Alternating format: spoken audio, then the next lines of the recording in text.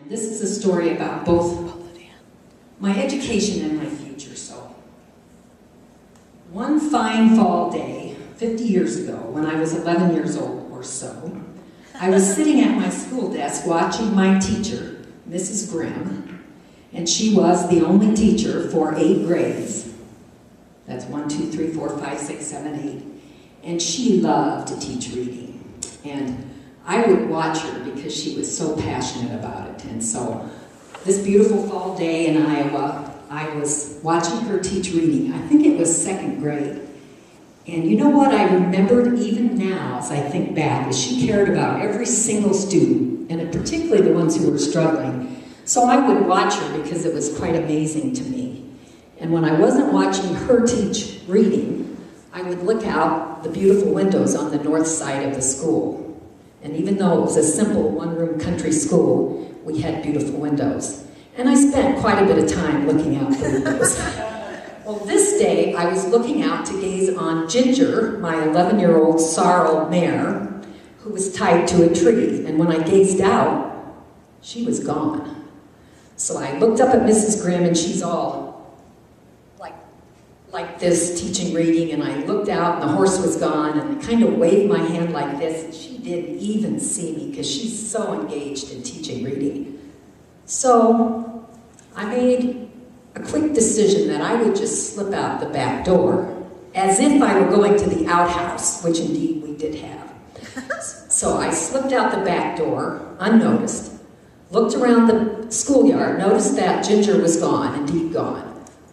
Ran 3/4 of a mile home, found Ginger, as any smart mare would be, in the pasture eating grass, took her bridle off, closed the gate, hung the bridle on the hook or the fence, and ran back to school, snuck in back through the back door, looked to see what was going on with Mrs. Grimm. She's still teaching reading. I looked at her thinking, oh my, I could be in big trouble. Not a clue. The woman had no idea that I had even gone. And that was it. That was the aha moment when I realized that I could do anything while Mrs. Grimm was teaching reading and get by with it. And the interesting thing is, there wasn't anything I really wanted to get by with. But it gave me this wild sense of freedom. And now the tables are turned. I'm the reading teacher, working with struggling readers, and I guess I'm still looking out the window. This time it was the window on Amtrak, watching the beautiful countryside go by, filled with that same sense of freedom to be returning to what used to be my home. So that in the way of introduction of storytelling. And I tried to follow the rubric. The queen of rubrics, Barbara, Dr. Taylor, had a wonderful rubric for presentation, so I tried to follow it. So here's what I hope will happen when we're finished with this. And she's not even here. She's not here, but you all know that we had a little joke about the queen of rubrics. I said I must be the handmaiden to the queen of rubrics, because I'm pretty fond of them myself. But what I hope that you will understand is just have a brief understanding of, at the end of the talk, of Dr. Vivian Paley's work with storytelling. And those of you in early childhood or have any idea about early childhood probably know Dr. Vivian Paley. And she was a kindergarten teacher at the Chicago Lab School and was a MacArthur Scholar, wrote 4 books on the use of storytelling in preschool and kindergarten. And I became fascinated with her work. She was who I pretty much wanted to be. And she was about my age when she was doing this, my age now when she was doing the work, which even more impressed me because, as you know, kindergarten's a tough act. you better be feeling good when you go to kindergarten, or they'll run you around. But what she did is she had a very simple storytelling presentation. I'm going to move on to that. You can see, I'll just basically go through these topics. So.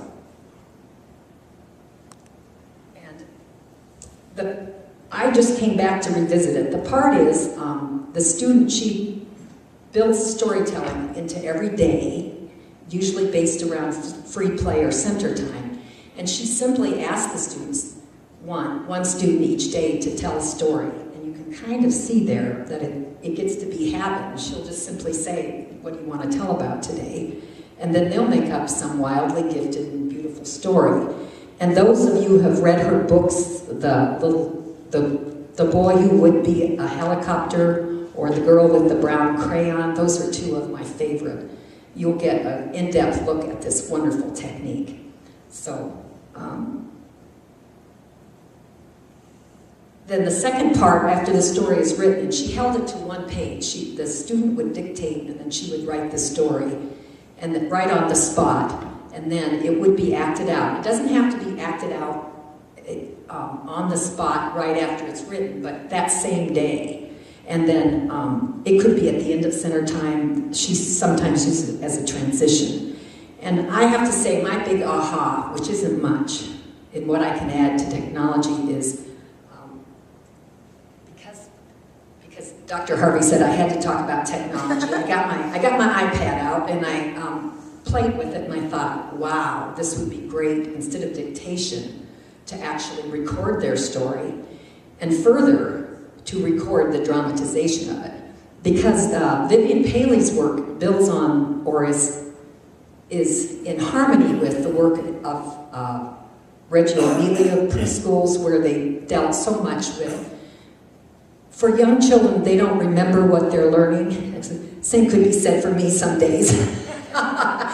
So if you have what you're learning posted, in Reggio they do it through art forms, but wouldn't it be wonderful to have the story acted out yesterday actually playing on a computer? Because then the young students will come over and say, oh yeah, well, Claudia, she had the story about the princess and the prince and the dark evil castle, and today I want to. So the stories build on stories, and the dramatization is I have a little link here to show you,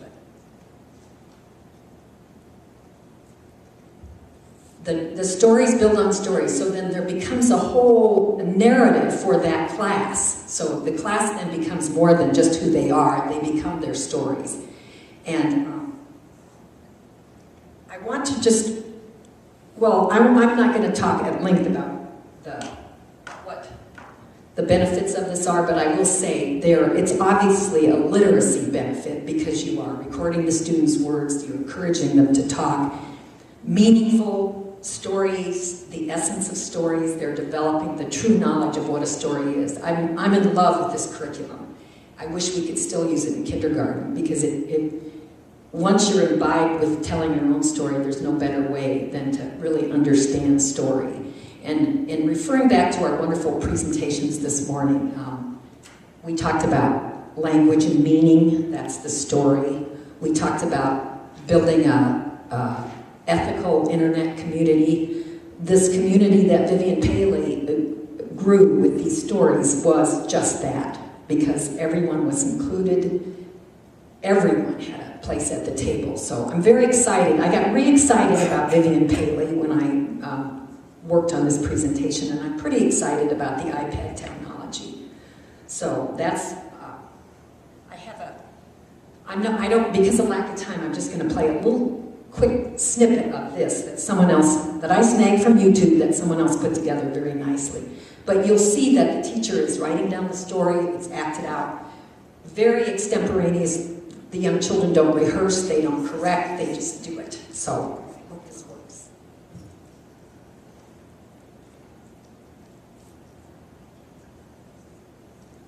Here we go.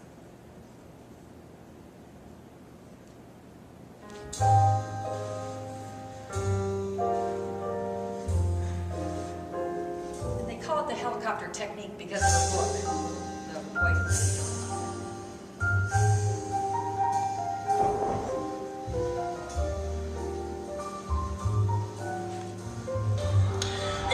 Storytelling is, for me, a disconnected day.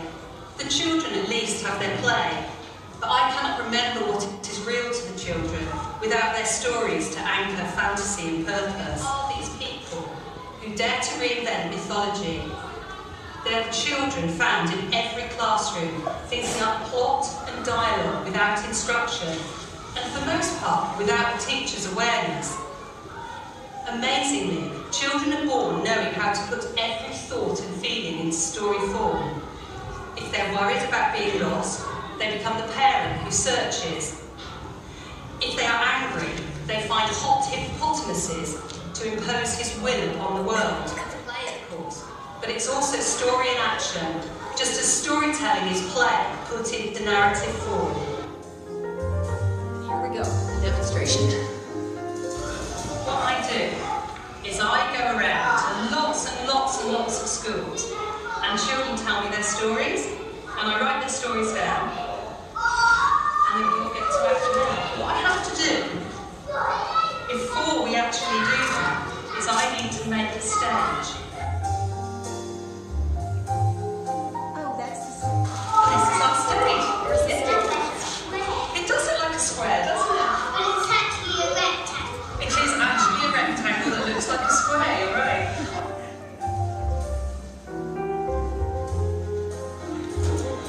Shall I tell you this one? This was told to me by somebody who was 5. I'm 5. Right, nearly 5. So this was told by somebody who was 5.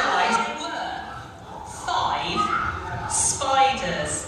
1, 2, 3, 4, 5. Could you come to the stage? And could I see you pretending? Could you stand up and show me how you move around as spiders? Show me how spiders would move, and I see you moving around on your stage.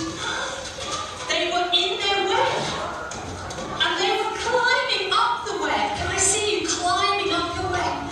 Moving around the stage, climbing up your web. Suddenly, it went dark, and there was lightning. Zaria and Bob, can I get you to come up? Can you be the lightning for me? And how would you pretend to be lightning? Oh, that's a great sound, Sterling. Should we make the sound of the lightning and the thunder like Sterling was doing? Can we hear the sound? Should we all do it? Excellent. And are they moving? How would the lightning move? Oh, that's nice. That's fantastic. Look, they're doing some great moves, zigzaggy moves. And they were swirling around. Can I see the lightning swirling around? Fantastic. Look at the lightning. And the spiders were scared. Can I see these spiders being really scared? Look how frightened the spiders are.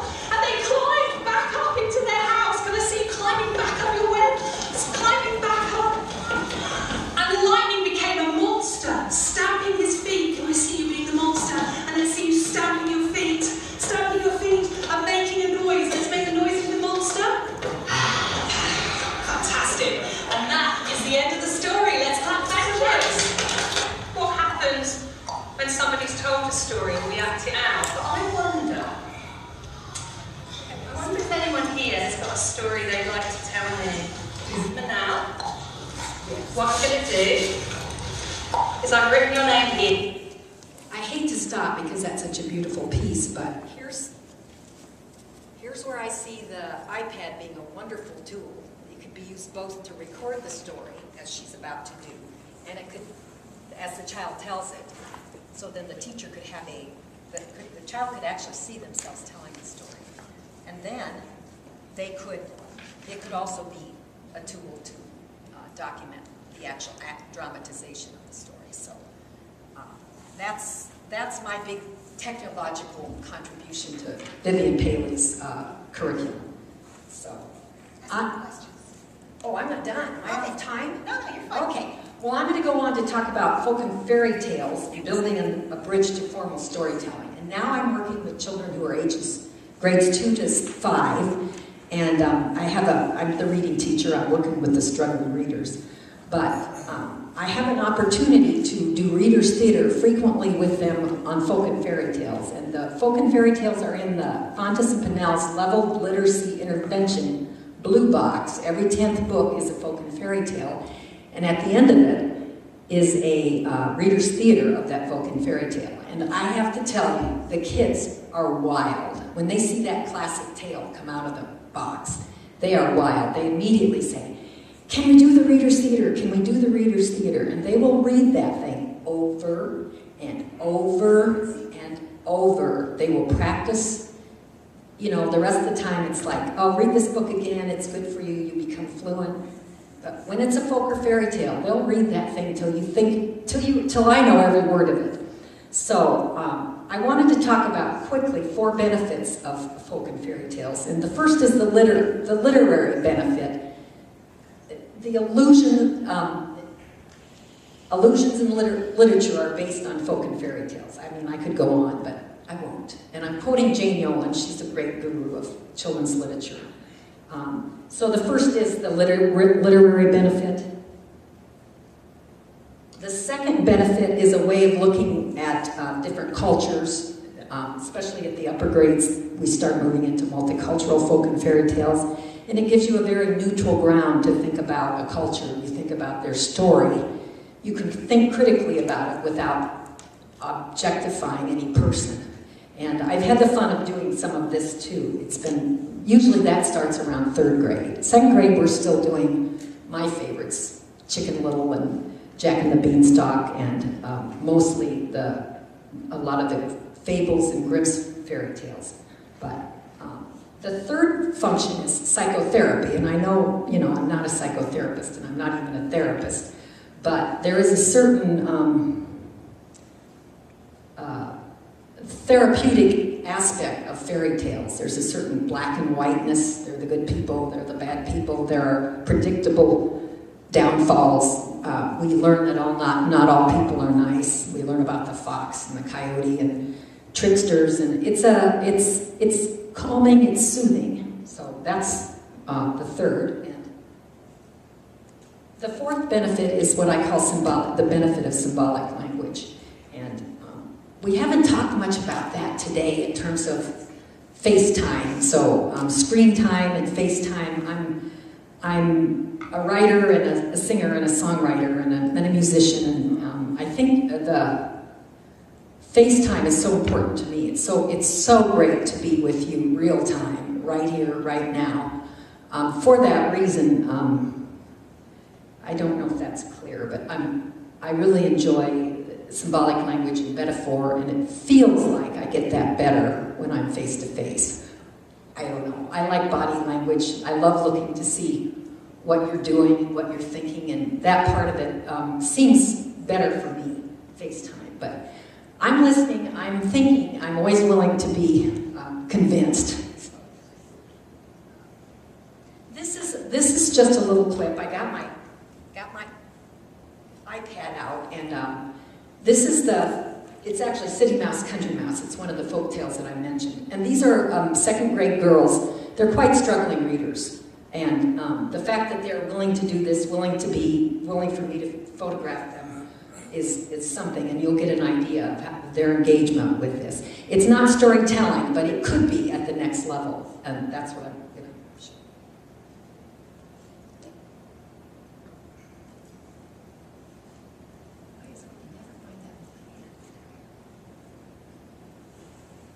I'll just play a little bit of this, but you'll get the gist of it. There. My name is Zach, and I'm there. I'm there. Oh. Country Mouse. Okay. My name is Alicia, and I'm there too. I'm Karen, and I'm City Mouse and a little bit Country Mouse. Okay, let's start. This was a City Mouse. She went to visit her friend in the country. City Mouse had never been to the country before. The grass is green and the air smells fresh. I think I would like the country. Country Mouse served a fine meal. She thought the food was delicious, but City Mouse did not agree. Country food is different from city food. Come visit me in the city. You will love city food. I will visit you soon, but now it is late. Let me show you your bed in the barn. Country Mouse had made her friend a bed in the hay, right next to her own. Country Mouse thought the hay was warm and cozy.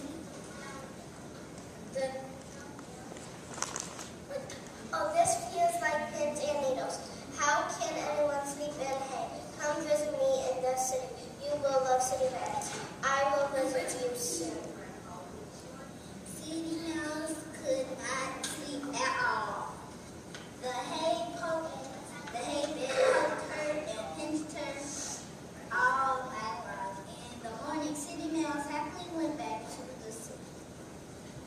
Next month, City Mouse visited her friend in the city. Look at all these tall buildings and busy people. I think I will love the city. So Karen, for the next speech, will you let Zach? It's interesting there. I'll stop there. They're actually fighting over it. There's a fourth person who's supposed to be reading who's in the boys' bathroom. They're precious. They're so And those two, the boy and the blonde girl and the little boy, are fighting over who's going to have that role. So there's still a lot of that going on. But they will rehearse this over and over and over again in the preparation to present it to their classmates. So I have really enjoyed this. I videotaped a clip of I don't think I have time to go into that, but I videotaped a clip. It's all right. I have one more little clip that I want to show you. Whoops. How do I close it? Is it up here?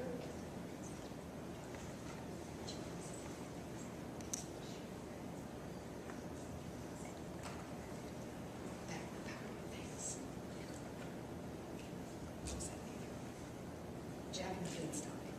I'm just going to show you, before I started, thank you.